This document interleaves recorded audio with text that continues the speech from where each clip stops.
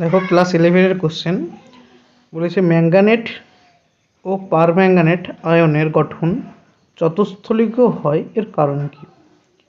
Option A কোনো পাই বন্ধন থাকে না। অপশান বি অক্সিজেন পরমাণুর পি কক্ষকে ও ম্যাঙ্গানিজের পি কক্ষকের মধ্যে পাই বন্ধন গঠিত হয়। সি এ বলেছে অক্সিজেন পরমাণুর ডি কক্ষক ও ম্যাঙ্গানিজের ডি কক্ষকের মধ্যে পাই বন্ধন গঠিত হয়।